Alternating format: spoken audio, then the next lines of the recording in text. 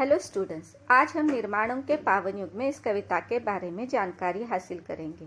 इस कविता के कवि है अटल बिहारी वाजपेयी जी। अटल बिहारी वाजपेयी जी का परिचय इस प्रकार है। इनका जन्म 25 दिसंबर 1924 में मध्य प्रदेश में हुआ था। अटल बिहारी वाजपेयी जी भारत के पूर्व प्रधानमंत्री होने के साथ साथ कवि, पत्रकार व प्रखर वक्ता भी थे। आपकी रचनाएं जीवन की जिजीविषा, राष्ट्र प्रेम एवं ओज से परिपूर्ण है। प्रमुख कृतियां मेरी 51 कविताएं, कविता संग्रह, कुछ लेख, कुछ भाषण, बिंदु बिंदु, विचार, अमर बलिदान, गद्य रचनाएं आदि। पाठ्य पुस्तक में पद्य संबंधी इस प्रकार जानकारी दी है। कविता रस की अनुभूति कराने वाली, सुंदर अर्थ प्रकट करने वाली, लोकोत्तर आनंद देने वाली रचना कविता होती है। इसमें दृश्य की अनुभूतियों को साकार किया जाता है। इस कविता में वाजपेयी जी ने नूतन अनुसंधान, संस्कृति के सम्मान, जगत का कल्याण, उत्थान करने के साथ साथ ही चरित्र निर्माण करने को विशेष महत्व प्रदान किया है। छात्रों, अब हम कविता को देखते हैं। निर्माणों के पावन युग में हम चरित्र निर्माण न भूले, स्वार्थ साधना की आंधी में वसुधा का कल्याण न भूले। मागना अगम अगाध सिंधु है, संघर्षों का पार नहीं है, किंतु डूबना मझधारों में साहस को स्वीकार नहीं है। जटिल समस्या सुलझाने को नूतन अनुसंधान न भूले, निर्माणों के पावन युग में हम चरित्र निर्माण न भूले, स्वार्थ साधना की आंधी में वसुधा का कल्याण न भूले। कविता का भावार्थ इस प्रकार है। कवि कहते हैं कि यह युग निर्माणों का है। यह युग बहुत पवित्र है, पर निर्माणों के साथ साथ चरित्र निर्माण भी बहुत जरूरी है।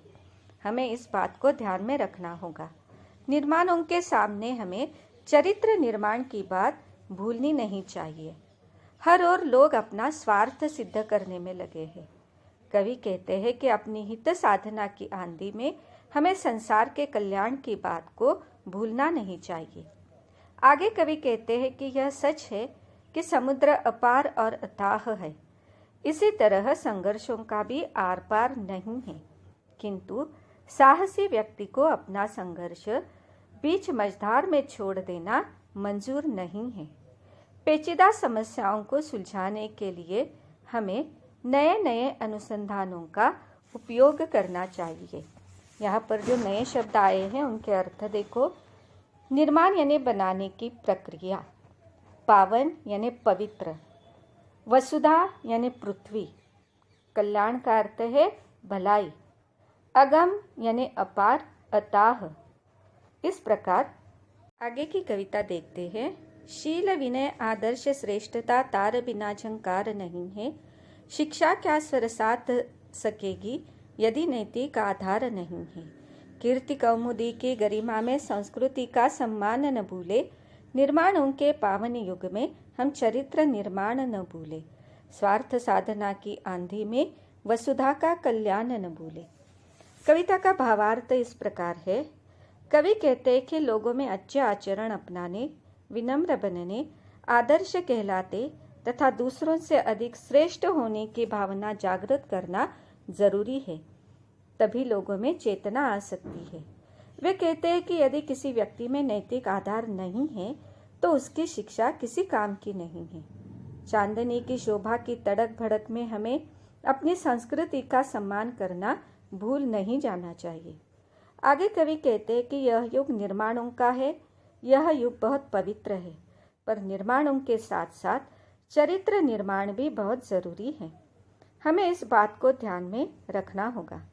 निर्माण के सामने हमें चरित्र निर्माण की बात भूलनी नहीं चाहिए। हर ओर लोग अपना स्वार्थ सिद्ध करने में लगे हैं। कवि कहते हैं कि अपनी हित साधना की आंधी में हमें संसार के कल्याण की बात को भूलना नहीं चाहिए। नए शब्दों के अर्थ देखो। शील यानी अच्छता, विनय यानी नम्रता, श्रेष्ठता यानी उत्तमता, झंकार यानी झंझन की स्वर, कीर्ति यानी यश, कौमुदी का अर्थ है चांदनी और गरिमा का अर्थ है महत्व। आविष्कारों की कृतियों में यदि मानव का प्यार नहीं है सृजनहीन विज्ञान व्यर्थ है, प्राणी का उपकार नहीं है। भौतिकता के उत्थानों में जीवन का उत्थान न भूले, निर्माणों के पावन युग में हम चरित्र निर्माण न भूले। स्वार्थ साधना की आंधी में वसुधा का कल्याण न भूले। इसका भावार्थ है, कवि कहते हैं कि आविष्कारों से जिन वस्तुओं का निर्माण हुआ है, यदि वे मनुष्य के काम की नहीं हैं, उनसे प्राणियों का कोई भला नहीं होता, तो यह विज्ञान व्यर्थ है। इसे सृजनहीन ही कहा जाएगा। कवि कहते हैं कि भौतिक तड़क भड़क के बढ़ते प्रभाव में आकर हम अपने जीवन का उत्थान करना न भूलें।